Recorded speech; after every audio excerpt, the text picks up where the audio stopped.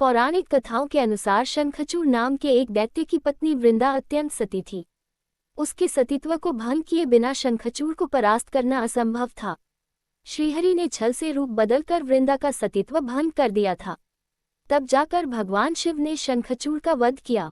इस बात को जब वृंदा को पता चला कि उनका सतीत्व भगवान विष्णु ने भंग किया है तो वृंदा ने श्रीहरि को शिला के रूप में होने का श्राप दे दिया, जिसके बाद श्रीहरि शिला के रूप में परिवर्तित हो गए थे। तब से श्रीहरि शिला रूप में भी रहते हैं। इन्हें शालिग्राम कहा जाता है। वृंदा ने अगले जन्म में तुलसी के रूप में पुनः जन्म लिया था।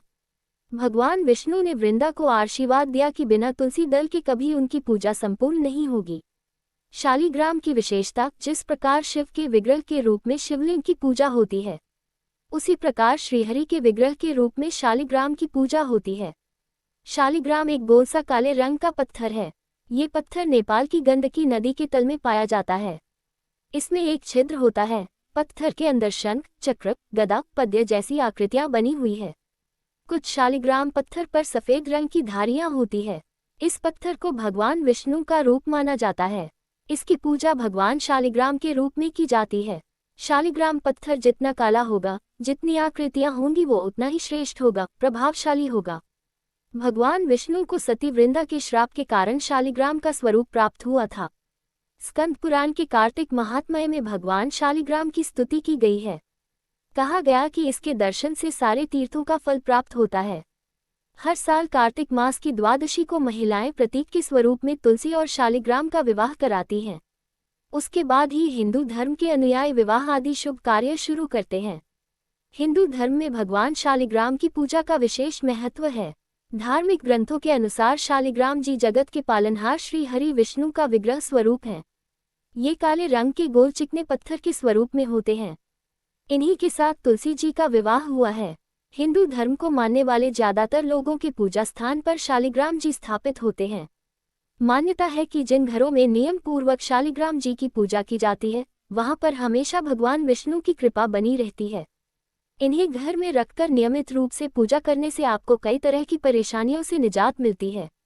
साथ ही घर में सुख समृद्धि आती है। तो चलिए आज जानते हैं भगवान विष्णु के शालिग्राम रूप के बारे में कुछ रोचक तथ्य। धार्मिक मान्यता के अनुसार शालिग्राम भगवान विष्णु के विग्रह रूप को कहा जाता है। ये नेपाल के गंडक नदी के तल में पाए जाते हैं। यहाँ पर सालग्राम नामक स्थान पर भगवान विष्णु का मंदिर है, जहाँ उनके इस रूप का पूजन होता है। कहा जाता है कि इस ग्राम के नाम पर ही उनका नाम शालिग्राम पड़ा। शालिग्राम के विविध रूप। पुराणों में 33 प्रकार के शालिग्राम भगवान का उल्लेख है, जिनमें से 24 प्रकार के शालिग्राम को भगवान विष्णु के 24 अवतारों का प्रतीक मानते हैं।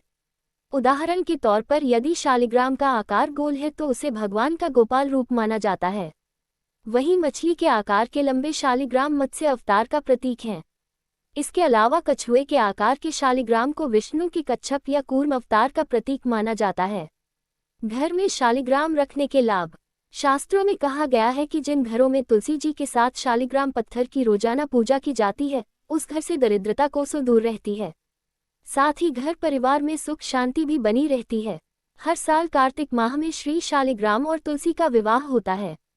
पत्थर के स्वरूप में धरती पर रह रहे भगवान विष्णु शालिग्राम के रूप को तुलसी के साथ विवाह करने से घर में व्याप्त धन की कमी, क्लेश, कष्ट और रोग भी दूर हो जाते हैं। पुराणों में कहा गया है कि जिस घर में भगवान शालिग्राम होते हैं वह घर समस्त तीर्थों से भी श्रेष्ठ है। इनके दर्शन व पूजन से समस्त भोगों का सुख मिलता है। साथ ही कहा जाता है कि जहां भगवान शालिग्राम की पूजा होती है वहां भगवान विष्णु के साथ धन की देवी मां लक्ष्मी भी निवास करती हैं।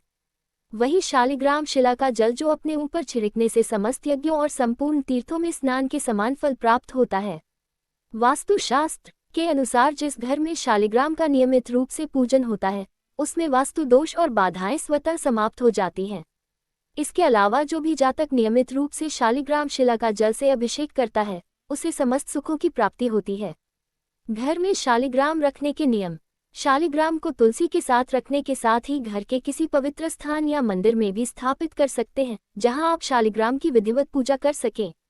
धार्मिक मान्यताओं के अनुसार शालिग्राम भगवान की पूजा बहुत ही नियमों के साथ करनी चाहिए, अन्यथा घर में अशांति आती है।